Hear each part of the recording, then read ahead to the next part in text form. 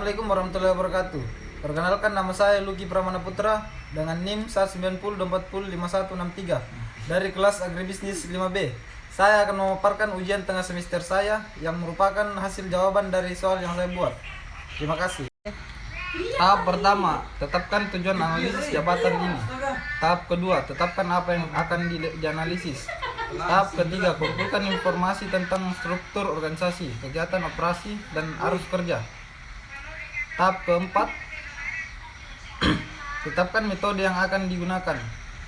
Tahap kelima, implementasi program dengan mengikuti langkah-langkah yang benar. Rating scholars atau skala pengukuran adalah suatu jenis teknik pengumpulan data penelitian. Bisa berupa data kualitatif ataupun kuantitatif dengan cara memberikan pernyataan atau pertanyaan pada responden untuk memilih jawaban atau pilihan yang paling tepat mengenai suatu objek penelitian. Contoh misalnya saja, seorang peneliti ingin mengetahui seberapa harmoniskah hubungan suami istri dalam mendukung terbentuknya keluarga sejahtera. Pemeliharaan sumber daya manusia merupakan upaya yang dilakukan perusahaan dalam menjaga dan meningkatkan kondisi fisik serta mentalitas sumber daya manusia agar tetap loyal, berkontribusi dengan kinerja yang baik.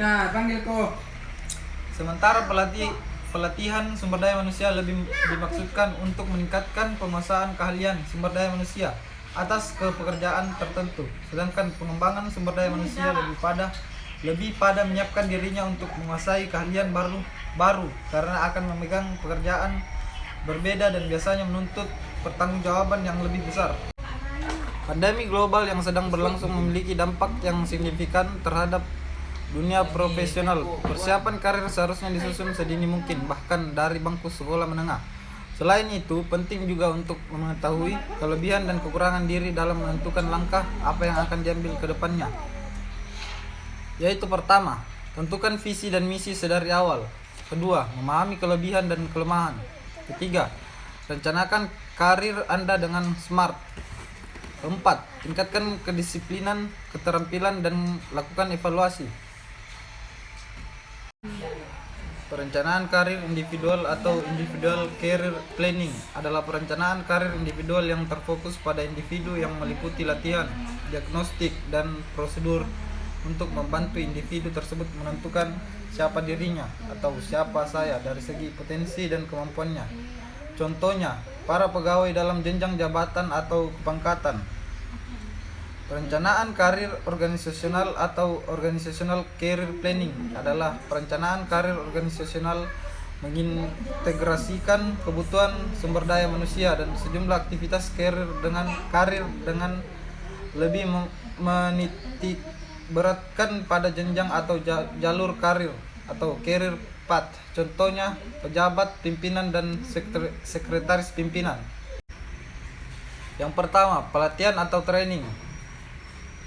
Ini adalah metode pengembangan sumber daya manusia yang paling umum digunakan.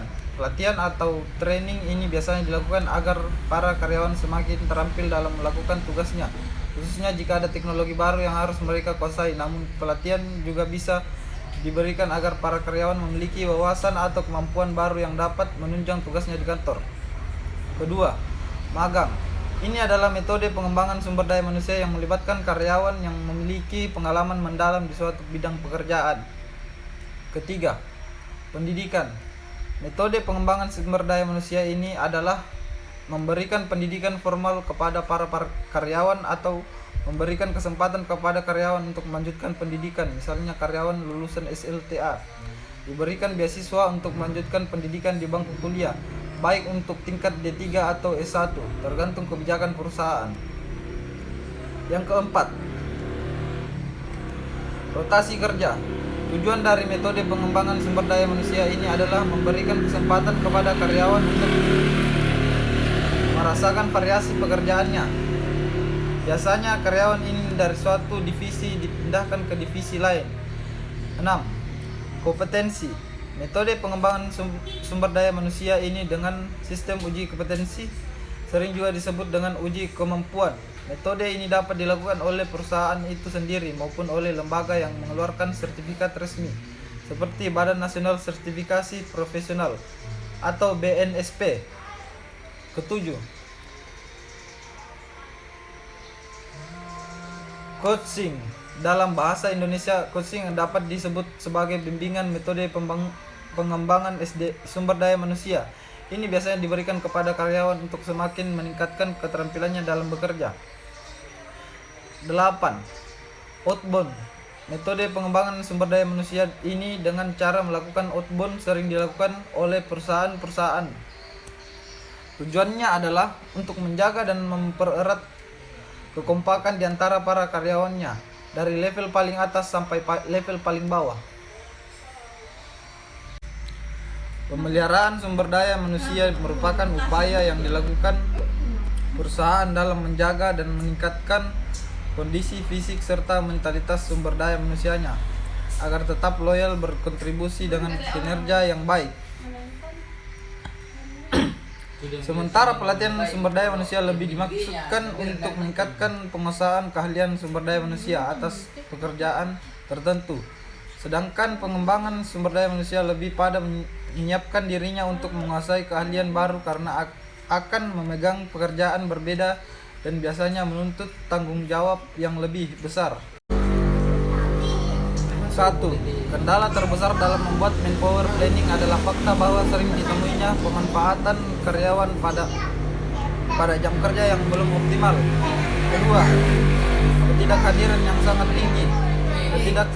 sangat tinggi dan cenderung meningkat setiap tahun. 3. Tenaga kerja yang kurang terdidik dan kurang terampil. Dampaknya adalah pada rendahnya. 4. Kontrol tenaga kerja dan review. Perencanaan karir individual atau individual career planning adalah perencanaan karir individual yang terfokus pada individu, yang meliputi latihan diagnostik dan prosedur untuk membantu individu tersebut menentukan siapa dirinya dari segi potensi dan kemampuannya. Contohnya, para pegawai dalam jenjang jabatan atau kepangkatan, sedangkan perencanaan karir organisasional atau organizational career planning adalah perencanaan karir organisasional mengintegrasikan kebutuhan sumber daya manusia dan sejumlah aktivitas karir dengan lebih menitik beratkan kepada jenjang atau jalur karir atau career path. Contohnya pejabat pimpinan dan sekretaris pimpinan. Yang pertama, tantangan yang timbul dari faktor eksternal adalah sebagai berikut, yaitu bagian pertama, aspek ekonomi yang dimana disadari bahwa kondisi ekonomi secara makro seperti inflasi, stagflasi, resesi, depresi, krisis moneter, krisis ekonomi, krisis nilai tukar, tingkat pengangguran, tingkat suku bunga, dan lain sebagainya merupakan aspek-aspek perekonomian yang harus selalu diperhitungkan. Yang kedua, aspek sosial, yaitu terjadinya pergeseran nilai sosial yang dianut suatu masyarakat, terutama karena adanya perubahan pola hidup akan berpengaruh pada manajemen sumber daya manusia.